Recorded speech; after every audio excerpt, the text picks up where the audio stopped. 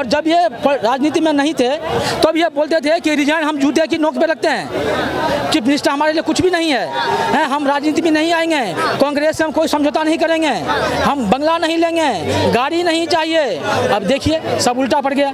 अब राजनीति में आए, इन्होंने कांग्रेस से समझौता किया, मुख्यमंत्री भी बन गए, घोटाले के आरोप में जेल भी गए, रिजाइन देने को तैयार नहीं है। इनके 5 जो बड़े मंत्री हैं सब जेल में सालों से हैं, सालों में जेल में अयाशी कर रहे हैं। इनका जो सत्येंद्र जैन जो मंत्री है, इनके पीछे कितना अयाशी का मामला सामने में आया है।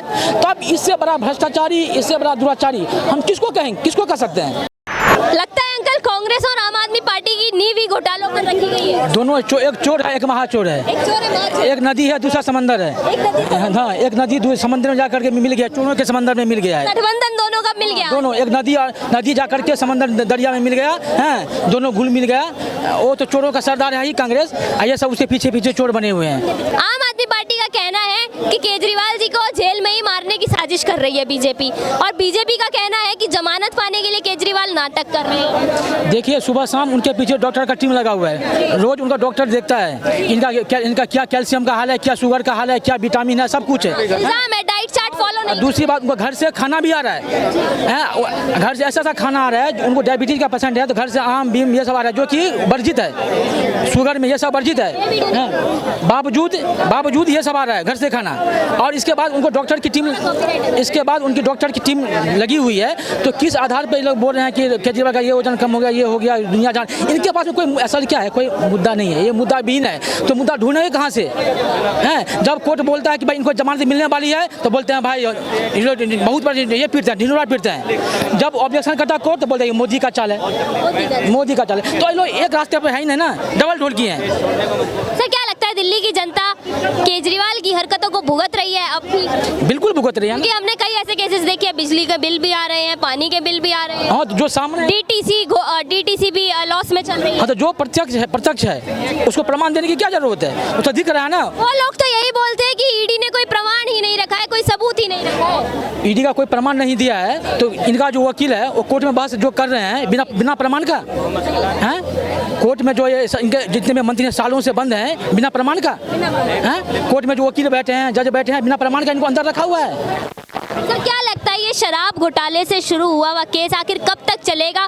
दिल्ली की जनता को नया सीएम अगले साल मिलने वाला है, पर अभी तक केजरीवाल जी ने रिजाइन नहीं। मेरा अनुभव है ऐसा बेशरम सीएम हमने कभी नहीं देखा, कभी नहीं देखा। आप मानते हैं शीला दीक्षित फिर भी बेहतर थी? हाँ, इनसे तो बेहतर तो थी। अगर इनके दोनों का कंपेरिजन किया जाए तो अब देखिए घोटाले के आरोप में झारखंड के सीएम जो थे, क्या नाम सोरेन, नाम भुला गया मैं, हेमंत सोरेन, वो जेल गए, उन्होंने इस्तीफा दे दिया, भाई मैं जेल जा रहा हूँ, बदले में दूसरा बैठा। अब ये बोल रहे हैं कि मैं जेल में भी रहेगा और जेल से ही हैंडल करेगा। ऐसा कहीं आपने सुना है? कहीं ऐसा हुआ है? नहीं। और जब ये राजनीति में नहीं थे तब ये बोलते थे कि रिजाइन हम जूते की नोक पे रखते हैं, चीफ मिनिस्टर हमारे लिए कुछ भी नहीं है, हम राजनीति में नहीं आएंगे, कांग्रेस से हम कोई समझौता नहीं करेंगे, हम बंगला नहीं लेंगे, गाड़ी नहीं चाहिए। अब देखिए सब उल्टा पड़ गया। अब राजनीति में आए, इन्होंने कांग्रेस से समझौता किया, मुख्यमंत्री भी बन गए, घोटाले के आरोप में जेल भी गए, रिजाइन देने को तैयार नहीं है। इनके 5 जो बड़े मंत्री हैं सब जेल में सालों से हैं, सालों में जेल में अयाशी कर रहे हैं। इनका जो सत्येंद्र जैन जो मंत्री है, इनके पीछे कितना अयाशी का मामला सामने में आया है। तो अब इससे बड़ा भ्रष्टाचारी, इससे बड़ा दुराचारी हम किसको कहेंगे, किसको कह सकते हैं? सर क्या लगता है दिल्ली के मुख्यमंत्री होने के बावजूद जेल में है फिर भी इस्तीफा नहीं दे रहे हैं, क्यों इस्तीफा नहीं दे रहे हैं केजरीवाल? देखिए पद का कितना लालच है, जो सत्ता का लालच है। जो आदमी कल को बोला था कि पद हमारे लिए कुछ नहीं है, हम उसको जूते की नोक पे रखते हैं, वो आदमी जेल में जाने के बाद भी मतलब इस्तीफा वो कहते हैं मैं अपने आप को गुनहगार नहीं मानता इसीलिए इस्तीफा नहीं दूंगा। आज तक बताइए कोई दुनिया में ऐसा बोला है कि मैं गुनाहगार हूँ? कोई बोला है आज तक? जेल में है, उनके पीछे जेल के अंदर गए हैं, दुनिया भर का सबूत ईडी ने तैयार किया और ये बोला है मैं गुनाहगार नहीं हूँ। उनके बोलने से होगा? चित भी इन्हीं की, पट भी इन्हीं की, ये भी सब जो बोले सब यही, कोई खता न वही, लोग केजरीवाल जो बोले वही सही। अच्छा भैया, अगली साल 2025 में दिल्ली में विधानसभा के चुनाव होने वाले हैं, दिल्ली को नया मुख्यमंत्री मिल जाएगा। अब मैं ऐसा इसलिए कह रही हूँ कि जनता कह रही है हम तो नया मुख्यमंत्री ही लाएंगे, अरविंद केजरीवाल नहीं चाहिए। बिल्कुल, देश के दिल्ली की जनता बोल रही है, बोलना भी चाहिए। और अभी जो चुनाव आएगा बीजेपी की सरकार बनेगी, स्पष्ट बहुमत से बीजेपी आने वाली है, बीजेपी आएगी। ये घोटालेबाजों की लोग तो कह रहे हैं हम कांग्रेस को ले आएंगे पर बीजेपी को भी नहीं आने देंगे ना आम आदमी। अभी शायद 1 महीना पहले लगभग चुनाव हुआ है, लोकसभा चुनाव हुआ है, परिणाम देखें 7 सीटें दिल्ली के अंदर ना, 7 के 7 वो बीजेपी खाते में गई है। तो कौन सा आधार पे जो बोल रहा है कि कांग्रेस हम सरकार बनाएंगे, किस बेसिस पे? कोई बेसिस है, कोई दम है इस बातों में? आपका एक भी सीट जीत के नहीं आए, आप बोल रहे हम दिल्ली में सरकार बनाएंगे, तो कौन सा ग्राउंड पे? मुंह है अपने मुंह, अपनी बात बोलो भाई, जो भी बोल रहे हैं। सर क्या लगता है दिल्ली देश की राजधानी है और पिछले 10 सालों में दिल्ली में कोई विकास हुआ है या राजधानी होने के बावजूद और पीछे चली गई?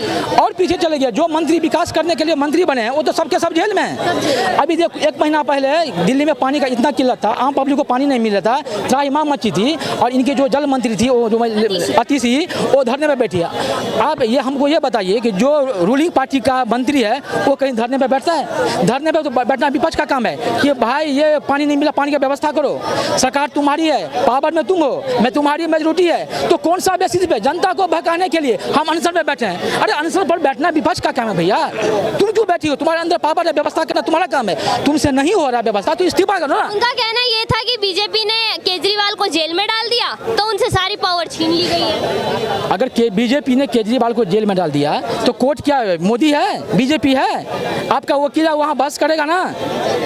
कुछ देर के लिए अगर ये भी मान लिया जाए कि बीजेपी ने इनको जेल में डाल दिया तो अदालत किस लिए है?